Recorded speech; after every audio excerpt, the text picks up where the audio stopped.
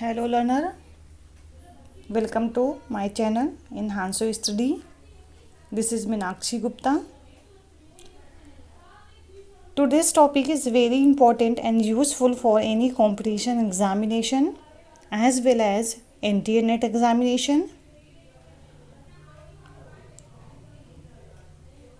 इससे पहले कि अगर आप इस चैनल पर नए हैं तो इस चैनल को लाइक करिए, सब्सक्राइब करिए और बेल आइकन को प्रेस कर लीजिए, जिससे आने वाली हर वीडियो की नोटिफिकेशन आपको टाइम टू टाइम मिलती रहे. So in this video I am going to cover the story of House of Fame and some important key fact.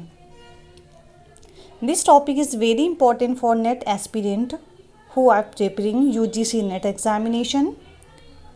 This is the part 3. I have covered the part 1 and part 2 in the earlier video.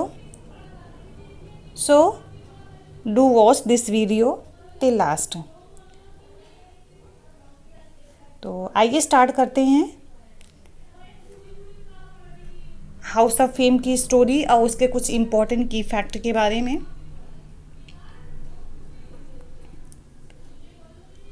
House of fame. In this slide, I will discuss about some important key fact which is related to House of Fame and it is asked in the examination. तो इसमें से मैंने जितने भी point highlight किए हुए हैं उनको आप राइट डाउन कर लीजिएगा. Maybe it was asked in the examination. The first point is it was written in octosyllabic couplet. If you talk about the 14th century, mostly books like Book of Duchess, Piers Plowman, it is a work of the Langland, are written in the octosyllabic couplets. So we can say it was the fashion of 14th century to write octosyllabic form, and many books it was used in a properly. Next point है Dream Allegory poem. It is also called Dream Allegory poem, like House of Parliaments of Fools and Book of the Duchess. Next, it was something to Dante's Divine Comedy. Here noted the point that House of Fame is an adaptation of Dante's Divine Comedy. Dante is the Italian author and he wrote Divine Comedy. It was the one of the greatest books of world literature. It was divided into 3 parts. Okay, I hope यहाँ तक आपको clear हो गया होगा. Next point है written in 3 books but last not finished. Chaucer wrote House of Fame in 3 books but he was not completed the 3rd books. That is why it is called unfinished poem. Next, satirical poems is satirizes the capriciousness of fame. Next point, the poem starts on 10 December nights. ये poem 10 दिसंबर की night को start होती है. Okay, ठीक है. Next point, house of fame stands on rock of ice. यहाँ पर house of fame का जो सिंबल दिया गया है वो आइस की रॉक पर स्टैंड है, बना हुआ है. Next point, it was dedicated to goddess Venus. This book was dedicated to god of Venus. And last point, Ben Jonson adopted some points from it and used in Mask of Queen. Here, Ben Jonson, the Elizabethan poets, has adopted some point from House of Fame and proper make use in Mask of the Queen. It is the work of Ben Jonson. House of Fame के कुछ points को Ben Jonson ने adopt किया और जो उनका work था mask of queen उसमें उन्होंने उन्हीं पॉइंट को यूज़ किया हुआ है। तो आई होप आपको यहाँ तक अच्छे से क्लियर हो गया होगा। नेक्स्ट स्लाइड में हम हाउस ऑफ फेम की स्टोरी के बारे में डिस्कस करेंगे। तो आइए देखते हैं नेक्स्ट स्लाइड में क्या है। Here the analysis of House of fame. यहाँ पर हाउस ऑफ फेम की जो स्टोरी है उसको हम एनालाइज करते हैं। The book starts on the night of 10th December. Chaucer saw a dream in which he inside in a temple made of glass, filled with beautiful arts and the shadow of wealth. ये book 10 दिसंबर की night को start होती है। At that time चौसर सा S dream. उस समय चौसर एक dream को देखता है। बिकॉज ही इज़ इनसाइड, वो टेम्पल के अंदर था। वो टेम्पल ग्लास का बना हुआ था। उसकी जो क्राफ्ट थी, जो ब्यूटीफुल क्राफ्ट से वो डेकोरेटेड था, आर्ट्स बहुत ही ब्यूटीफुल थी। After seeing an image of Venus, Vulcan and Cupid, वहाँ पर वो वीनस, वैल्कन एंड क्यूपिड के कुछ इमेजेस होते हैं, उनको वहाँ पर देखता है। And he deduce that it is a temple to Venus. और वो ये डिड्यूस करता है, ये इमेजिन करता है, अनुमान लगाता है कि होपफुली ये वीनस का टेम्पल है। ओके, तो यहाँ तक अच्छे से क्लियर हो गया। तो आइए बढ़ते हैं नेक्स्ट पॉइंट पे कि आगे इसमें क्या और स्टोरी बताई गई है, चौसर ने क्या डिस्क्राइब किया हुआ है। Chaucer explore the temple and finds brass tablet. वो अभी भी चौसर टेम्पल में ही है और टेम्पल के चारों ओर वो एक्सप्लोर करता है, घूमता है। एंड फाइंड्स ब्रास टैबलेट, और वहाँ पर वो ब्रास टैबलेट को देखता है।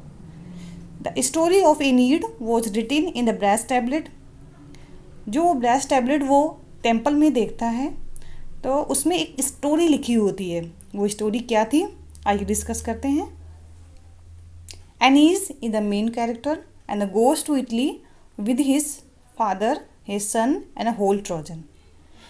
उस ब्रास टैबलेट में एक स्टोरी लिखी हुई थी जिसमें से उसका जो मेन कैरेक्टर था वो एनीस था। वो अपनी प्रजा, अपने पिता और अपने बेटे के साथ इटली जाता है। Juno was upset to seeing it and goes toward Carthage along whole people. जब वो इटली जाता है, एनीस फॉर सीइंग, ये देखकर जूनो बहुत अपसेट हो जाती है और वो भी डिसाइड करती है कि वो भी अपनी होल पीपल के साथ, सारे लोगों के साथ कार्थेज की ओर जाएगी। Dido is the queen of north Africa. यहाँ पर मैं एक नेक्स्ट कैरेक्टर को डिस्कस कर रही हूँ, डीडो। यानी डीडो नॉर्थ अफ्रीका की क्वीन है। Aeneas and Dido love to each other. Italy में ही एनीस और डीडो एक दूसरे को लव करने लगते हैं। When he reminds his duty, लेकिन कुछ समय स्पेंड होने के बाद इटली में एनीस को ये रियलाइज़ होता है कि इटली में किसी एक पर्टिकुलर टास्क के लिए आया था और मुझे वो कंप्लीट करना है। तो उसे अपनी ड्यूटी रिमाइंड हो जाती है और वो एक नया स्टेप लेता है। आइए देखते हैं कि आगे स्टोरी में क्या बताया गया है। He leaves her alone. At that time he decided that he leaves Dido, और वो डिडो को छोड़ देता है अकेले ही। Having heard about the Aeneas, जब डिडो को एनीस के बारे में पता चलता है कि वो इटली छोड़ के जा चुका है, Dido dies with the grief stabbing the knife. तो वो इतनी अपसेट हो जाती है कि वो डिसाइड करती है कि वो खुद को मार लेगी, और वो ऐसा करती भी है। और उसने नाइफ से अपने आप को स्टैबिंग कर लिया होता है और वो मर जाती है। आफ्टर दैट स्टोरी लीड, इसके बाद स्टोरी और आगे बढ़ती है। And Aeneas marriage to लेविनिया।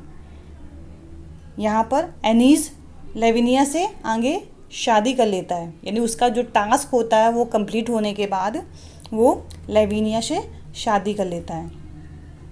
This story engraved in the brass tablet. ये जो पूरी स्टोरी थी ये ब्रास टैबलेट में लिखी हुई थी। तो ये था बुक पार्ट 1 की समरी।